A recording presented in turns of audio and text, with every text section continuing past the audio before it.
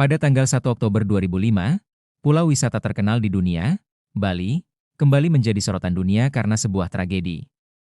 Peristiwa itu dikenal sebagai Bom Bali 2005, atau sering disebut Bom Bali 2.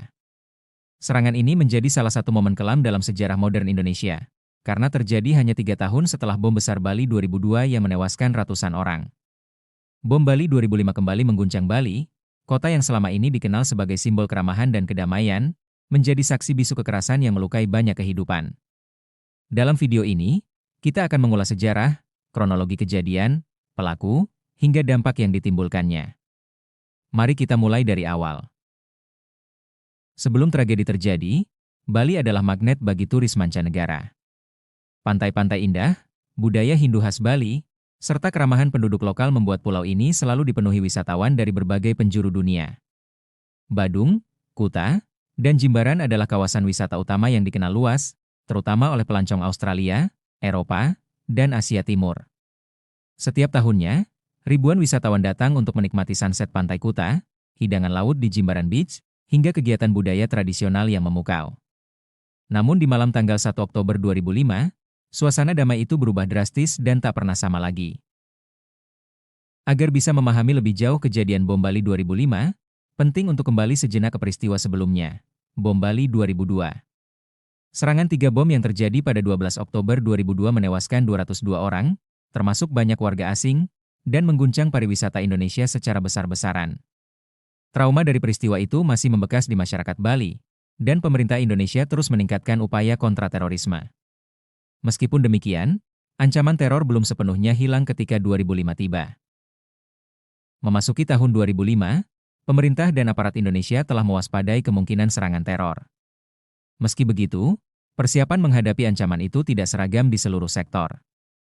Bali, yang sangat bergantung pada pariwisata, masih berupaya menciptakan rasa aman bagi wisatawan dan masyarakat lokal. Tanggal 1 Oktober 2005, tampak seperti malam biasa di kawasan wisata Bali. Banyak restoran dan kafe masih buka hingga malam hari. Pelancong bercengkerama menikmati santap malam di tepi pantai Jimbaran, sementara area Kuta Square dipenuhi aktivitas pengunjung yang menikmati suasana sore menjelang malam. Sekitar pukul 19.40 WITA, suasana santai itu tiba-tiba berubah ketika suara ledakan terdengar di beberapa titik yang sangat populer di Bali. Ledakan pertama terjadi di restoran Raja Es di Kuta Square. Tak berselang lama, 2 ledakan lain mengguncang Cafe Nyoman dan Cafe Menega di kawasan Jimbaran Beach. Ketiga titik ini adalah lokasi yang ramai wisatawan dan penduduk lokal menikmati waktu malam mereka. Dalam hitungan detik, momen biasa berubah menjadi kekacauan. Dengan terjadinya 3 ledakan di 2 kawasan berbeda, Kuta dan Jimbaran, aparat keamanan segera menyimpulkan bahwa peristiwa ini bukan kecelakaan tunggal. Pola waktu yang berdekatan dan pemilihan lokasi yang ramai menunjukkan serangan terkoordinasi. Kepolisian Republik Indonesia segera meningkatkan status keamanan, menutup akses ke lokasi kejadian, dan melakukan sterilisasi area untuk mencegah kemungkinan ancaman lanjutan. Bandara Ngurah Rai diperketat, dan patroli diperbanyak di pusat-pusat keramaian. Malam itu, Bali kembali berada dalam situasi darurat keamanan. Tim medis, ambulans, serta relawan berdatangan ke Kuta dan Jimbaran untuk melakukan penanganan awal. Korban dievakuasi ke beberapa rumah sakit terdekat, termasuk RS Sanglah, Denpasar. Aparat berusaha menenangkan warga dan wisatawan yang panik, sembari memastikan jalur evakuasi aman. Dalam kondisi gelap dan penuh ketidakpastian, kerjasama antara warga lokal, petugas medis, dan aparat keamanan menjadi kunci. Informasi resmi masih sangat terbatas, namun skala kejadian mulai terlihat serius. Beberapa jam setelah kejadian, pihak berwenang mulai merilis informasi awal. Serangan bom Bali 2005 mengakibatkan 20 orang meninggal dunia dan lebih dari 120 orang luka-luka. Korban berasal dari berbagai latar belakang, termasuk warga Indonesia dan warga negara asing. Berita ini segera menyebar ke media nasional dan internasional, memicu perhatian dunia. Bali kembali berduka, dan Indonesia kembali dihadapkan pada tantangan besar dalam menghadapi terorisme. Dalam perkembangan penyelidikan, polisi menemukan indikasi kuat bahwa serangan bom Bali 2005 terkait dengan jaringan terorisme Jamaah Islamiyah.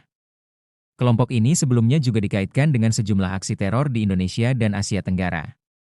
Jamaah Islamiyah dikenal sebagai organisasi ekstremis yang menargetkan simbol barat dan lokasi yang dianggap mewakili kepentingan asing. Temuan ini memperkuat kesimpulan bahwa serangan tersebut bukan tindakan individu semata, melainkan bagian dari jaringan terorganisir dengan tujuan ideologis tertentu.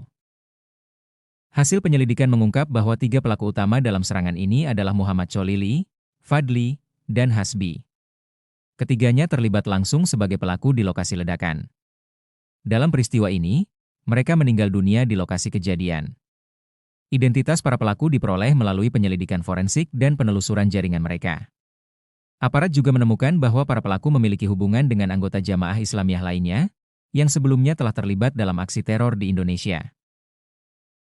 Selain pelaku di lapangan, penyelidikan juga mengungkap adanya jaringan pendukung yang membantu perencanaan dan persiapan serangan. Beberapa individu ditangkap karena diduga terlibat dalam pendanaan, penyediaan logistik, serta komunikasi antar anggota jaringan.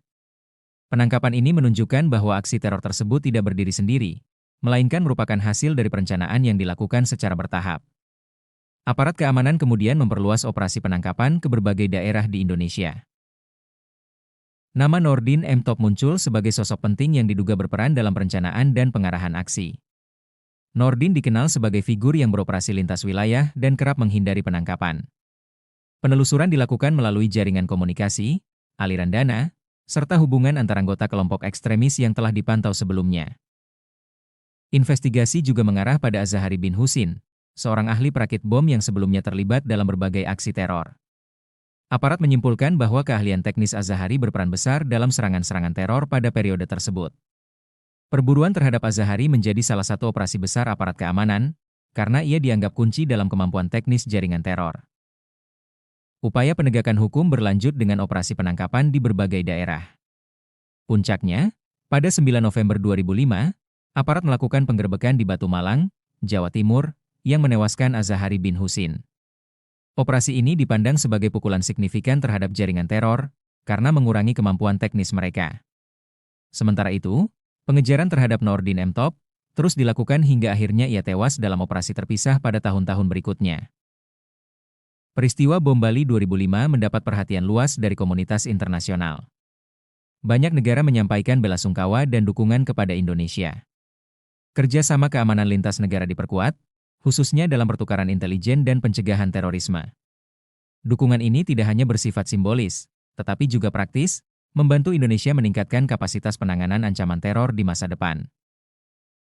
Indonesia memperluas kerjasama internasional dalam pencegahan terorisme.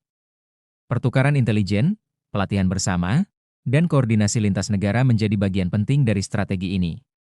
Mengingat jaringan teror sering bersifat transnasional, kolaborasi global dipandang sebagai kunci untuk memutus mata rantai ekstremisme. Setiap tahun, peristiwa Bom Bali 2005 diperingati melalui doa bersama dan kegiatan refleksi, terutama di wilayah Kuta dan Jimbaran. Peringatan ini menjadi ruang untuk mengenang para korban sekaligus mendoakan pemulihan bagi keluarga yang ditinggalkan. Pemerintah daerah, tokoh agama, dan masyarakat turut hadir, menegaskan bahwa tragedi ini tidak dilupakan. Peringatan tahunan juga berfungsi sebagai pengingat akan pentingnya menjaga perdamaian dan kewaspadaan. Bali kembali bangkit dan melanjutkan perannya sebagai destinasi wisata dunia.